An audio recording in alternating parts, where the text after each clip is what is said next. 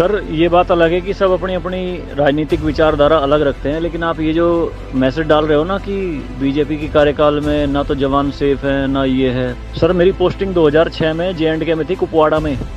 वहाँ पे बॉर्डर पे एक रूल था, no first fire no more than 11 NM, यानी कि जब तक पाकिस्तान की तरफ से एक भी फायर नहीं आ जाता तुम कोई फायर नहीं करोगे। नो मोर देन 11 mm मतलब वो हमारे ऊपर RPG चलाएं, मोटरार चलाएं, कुछ भी चलाएं, हम 11 mm से ऊपर का राउंड नहीं चला सकते थे वहाँ पे।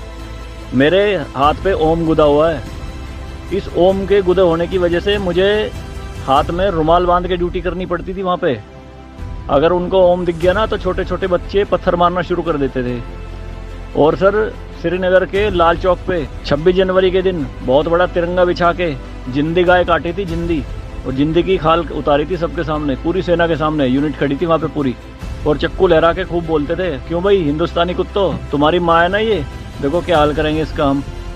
भाई कुछ नहीं उखाड़ सकते थे उनका। क्यों?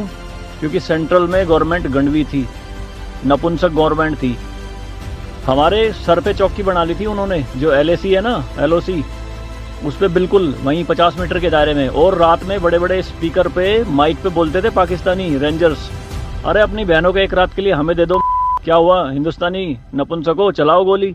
कुछ नहीं कर सकते थे उनका। 2014 में जब गवर्नमेंट चेंज हुई तो सेना अध्यक्ष बिपिन रावत साहब जब उनसे मिले तो उन्होंने बताया कि बॉर्डर के हालात खराब है सर, छूट नहीं है जवानों को कुछ भी। तो PM मोदी ने कहा था कि छूट मेरी तरफ से पूरी है, मैं नहीं जाऊंगा वहाँ लड़ने, तुम जाओगे।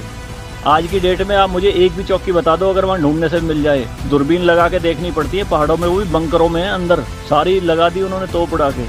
शांति काल में आप 155 mm की बोफोर्स टाइप की तोप नहीं चला सकते, UNO का रूल है।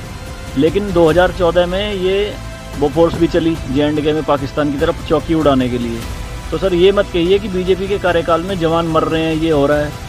सर सेना के जो हाथ खुले हैं ना वो बीजेपी के कार्यकाल में ही खुले हैं। मैं इसका जीता जागता प्रत्यक्ष आपके सामने बैठा हूँ।